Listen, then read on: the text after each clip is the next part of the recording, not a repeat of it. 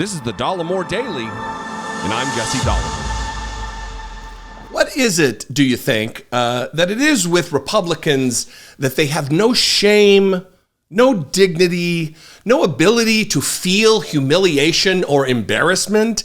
They are just wanton, or as Lauren Boebert would call it, wanton sycophants, bootlickers, obsequious dogs for Donald Trump, willing to jettison any self-respect whatsoever in order that the dear leader is glorified. Yesterday, in the wake of the Supreme Court ruling, Donald Trump came out and he made a statement. I'm going to play a very brief moment of it. It was really kind of a free association rambling of a lunatic.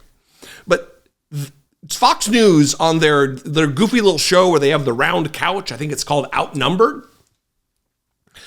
they were praising this statement that he made. Oh, it's so glorious, like you would expect. But it went the extra mile that really you don't see very often, where it is projection at a level that we rarely see, or whatever Donald Trump says. We've never seen before, the likes of which we've never seen.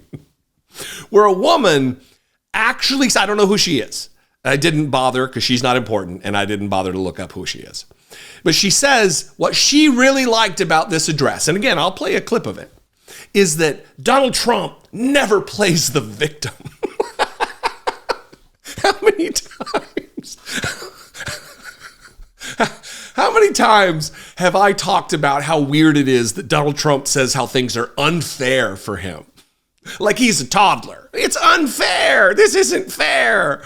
That just wasn't in my vernacular growing up. It wasn't allowed to be spoken or uttered. Like, what do you mean it's not fair? Life's not fair. Get used to it. And the thing that she admires most about Donald Trump is that he doesn't play the victim. First, we'll play this, and then I'll play a clip from the very thing they're talking about of him playing the victim. Wrote down measured, he was authoritative, he was firm. And he, unlike 46, said, I have great respect for the Supreme Court justices. He said this is a big step toward unification, and it was refreshing to hear a president that spoke highly and in great reverence, and rightly so, for the Supreme Court decision. Kym, so good. What I love about him, he never plays the victim. He was like, keep weaponizing me. I just keep winning. Never plays the victim. I thought he was super presidential today. I was watching.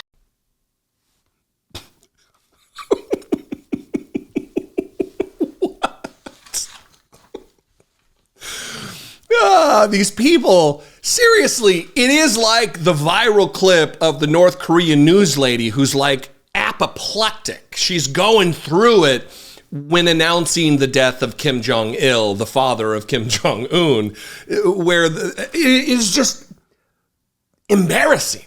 If they had the ability to feel embarrassment or feel humiliation, that's what they'd be feeling. They would be in the throes of it. Donald Trump never plays the victim. That's why he's presidential. Donald Trump only had reverence for the Supreme Court. The decision went his way, dum-dum. Of course, Donald Trump is only going to have positive things to say about the Supreme Court, many of whom, a third of whom, he appointed to their positions. You dipshit. And here is a brief moment from many minutes of him rambling incoherently. A brief moment from what they're talking about how presidential and non-victim-like he was. Watch this from Donald Trump. A president has to be free. A president has to be, if the president does a good job. I did. Some people would say a great job. But if the president does a good job, a president should be free and clear and frankly celebrated for having done a good job. Not indicted 4 times and not gone after on a civil basis and not demanded to pay hundreds of millions of dollars in fines on something that was absolutely perfect, where there were no victims, where the financial statements were absolutely flawless, where you have disclaimer clauses. I mean, nobody's ever had a thing like this. I wasn't given a jury. And I had a clubhouse judge just come up with this number on a perfect loan and very conservative financial statements. But even at that, If you look, the disclaimer says don't rely on the financial statements in any way, shape, or form. Go out and do your own work. The banking and not... Come on. That's victimhood on full display. Also, it is about the most ridiculous logic I've ever heard from a human being who's awake. That, yeah, I committed crimes, but even if a president committed crimes, if they did a good job, Constitution requires that you look the other way. What? Yeah, over 1 million Americans no longer exist because they died as a result of my inaction and fecklessness about COVID. But hey, you gotta look victim. Come on.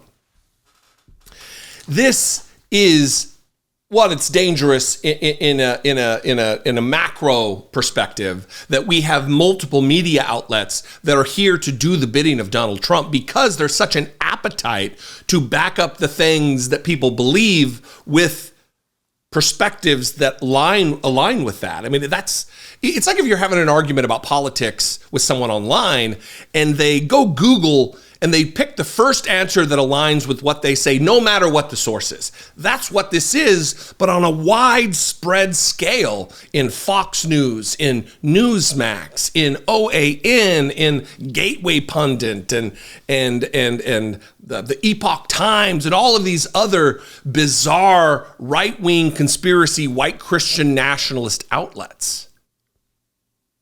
They're here for projection, and they don't care that the rest of us know. They don't care that the rest of us identify it as what it is, because the unwashed, low information rubes in the audience who are desperate for it to be true, that's who pays them.